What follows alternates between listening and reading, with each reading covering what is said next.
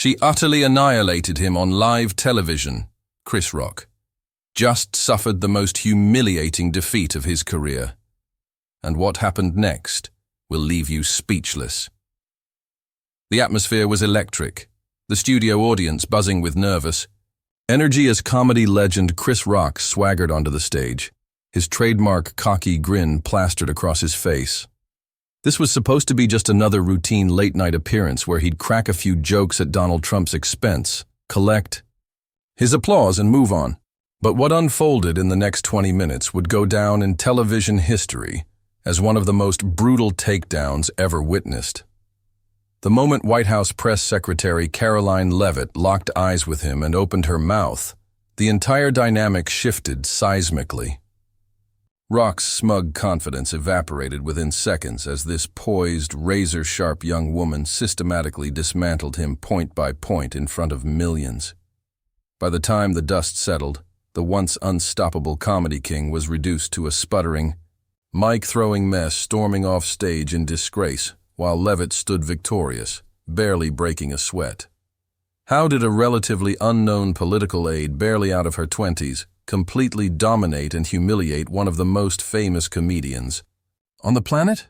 What does this explosive confrontation reveal about the changing nature of public discourse in our hyper-polarized era where facts and composure are increasingly triumphing over loud rhetoric and cheap shots? The implications of this clash extend far beyond entertainment. This was a watershed moment that perfectly encapsulated the cultural power struggles defining modern America. The full, shocking story of how this went down and the stunning aftermath that's still unfolding will leave you questioning everything you thought you knew about fame, credibility, and what it really takes to win in today's media landscape. Chris Rock comes out swinging, but misjudges his opponent.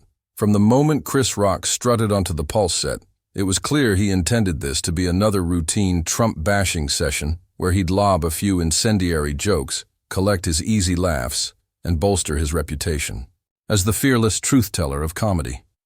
Rock launched into his bit about Melania Trump with the practiced ease of someone who'd told variations of this joke 100 times before. "Let's be real, folks," he sneered into the microphone, pacing the stage with exaggerated swagger. "Melania isn't the First Lady. She's a hostage in a gold-plated prison. I bet she spends every night in the White House residence praying for a Category 5 hurricane to finally sweep Donald away." The audience erupted in the expected laughter and applause, feeding Rock's energy as he slipped comfortably into his familiar role of the edgy truth-teller. Emboldened by the crowd's response, Rock doubled down with even more biting commentary. "You ever watch her standing next to him at those press conferences?" he continued, his voice dripping with mock sympathy. "She looks at Trump the same way I look at my tax bill, like it's something painful I'm forced to deal with but can't wait to get rid of." The studio audience howled with laughter, some even rising to their feet in appreciation of Rock's seemingly fearless willingness to go where few others dared. For Rock, this was comedy autopilot, another easy win where he'd reinforce his reputation as the guy who tells it like it is about powerful figures. But then something unprecedented happened. As Rock paused to bask in the applause, a figure emerged from the shadows of the studio. White House Press Secretary Karoline Leavitt, looking every bit the composed professional in her tailored navy suit. Rock barely glanced her way, dismissing her with a lazy wave of his hand and a condescending, "Oh look, Trump's babysitter is here to scold me." What he didn't realize in that moment was that this poised young woman was about to deliver the most humiliating professional defeat of his decades-long career. The moment Karoline Leavitt began speaking, the entire energy in the studio shifted, palpably. Unlike Rock's bombastic, exaggerated delivery, Leavitt's voice was measured, calm, and carried an undeniable weight of authority. "You think you're telling jokes, Chris?" she began, her piercing gaze never leaving his face. "What you're actually doing is spreading easily debunked lies wrapped in cheap punchlines." The audience's murmurs of surprise were audible as Levitt continued without missing a beat. "While you've been making crude jokes from the safety of comedy clubs, Melania Trump has hosted 52 charity events, conducted 15 international diplomatic trips, and met with over 30 world leaders as First Lady. Rock visibly stiffened, his smile faltering for the first time as he attempted to interrupt with a weak, "Oh, so now you're her PR agent?" But Leavitt steamrolled right over him, her voice gaining strength. "No, Chris, I'm the one presenting verifiable facts while you peddle lazy stereotypes for applause. There's a difference between comedy and character assassination, and you crossed that line tonight." The studio was utterly silent now, every eye fixed on the unfolding confrontation. Even the show's host sat frozen, unsure how to intervene as Leavitt systematically dismantled Rock's entire premise. What made Leavitt's takedown so devastating was her surgical precision. She didn't yell or resort to personal attacks. She simply presented irrefutable facts with the calm confidence of someone who knew the truth was on her side. "You claim Melania looks miserable next to the president," Levitt continued, a hint of steel entering her voice. "I see a woman who stood unshakably by her husband's side through unprecedented political attacks, false accusations, and relentless media scrutiny for over 20 years. That's not misery, Chris. That's called loyalty and strength of character, qualities you might not recognize." The audience reaction was electric. Where moments before they had been laughing uproariously at Rock's jokes, now they sat in stunned silence, many nodding along with Levitt's points. Rock's face flushed darker with each passing second, his hands gripping the microphone so tightly his knuckles turned white.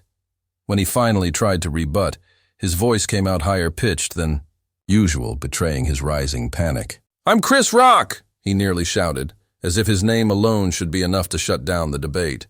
"You don't get to talk to me like that." But Levitt didn't flinch. She simply arched one perfectly shaped eyebrow and delivered the killing blow. "Your fame doesn't make you right, Chris. It just means more people hear when you're wrong." The studio erupted in spontaneous applause as Rock stood frozen, his mouth opening and closing like a fish out of water. In that moment, it became painfully clear to everyone watching. The old rules of engagement had changed. Loud rhetoric and celebrity status were no match for well-researched facts delivered with unshakable poise. What followed was perhaps even more shocking than the on-air confrontation itself. Humiliated and clearly rattled, Rock made the fatal mistake of trying to salvage his wounded pride through an impulsive Instagram live session later that night. The usually polished comedian appeared disheveled and agitated, his eyes darting nervously as he ranted into the camera for nearly 40 minutes. "That little girl thinks she beat me?"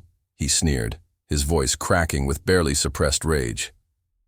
"I'm Chris Rock. I've got 3 Emmys, 2 Grammys, and 50 million followers. She's just some nobody reading off talking points." But the more Rock protested, the worse he looked. Social media exploded with side-by-side comparisons. On one side, Levitt's calm, fact-based dismantling. On the other, Rock's increasingly unhinged ranting. Memes flooded the internet overnight, most featuring screenshots of Rock's flushed, angry face captioned with variations of, "When you realize facts don't care about your fame." Levitt, meanwhile, delivered the coup de grace with a single, perfectly crafted tweet: "Truth doesn't need a microphone."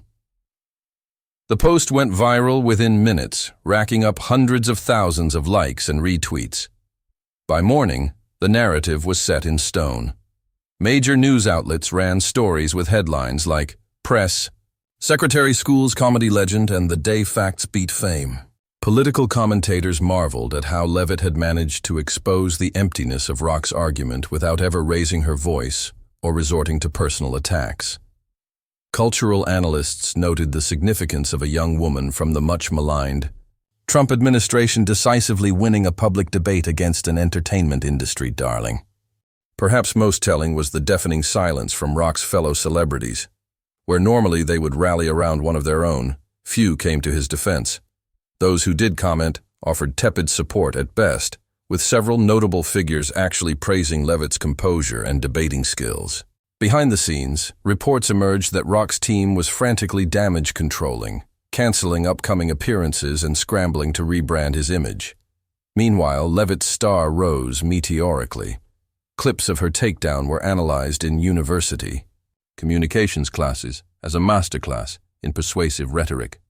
Conservative media hailed her as the embodiment of the new generation of Republican leaders, sharp, media-savvy, and unafraid to confront liberal elites on their own turf. Even some liberal commentators begrudgingly admitted she'd made valid points about the dangers of conflating comedy with factual discourse. This confrontation represents far more than just a bad night for a comedian. It's a microcosm of the seismic shifts occurring in American public discourse. For years, the cultural elite, entertainers, journalists, academics, have operated under the assumption that their status granted them inherent credibility. They could make sweeping pronouncements about political figures and expect little pushback beyond their usual critics. What Levitt's demolition of rock demonstrated is that those days may be ending. In today's hyper-connected world where information is instantly accessible, audiences are increasingly savvy about spotting empty rhetoric versus substantive argument. The old tactics of shouting louder, relying on celebrity status, or dismissing opponents with ad hominem attacks simply don't work as effectively anymore. Leavitt prevailed because she came prepared with verifiable facts, maintained unshakable composure, and understood that in the digital age, substance ultimately trumps style. This dynamic extends far beyond politics. We're seeing similar shifts in how corporations handle PR crises, how activists frame their messages, even how personal disputes play out on social media. The lesson is clear.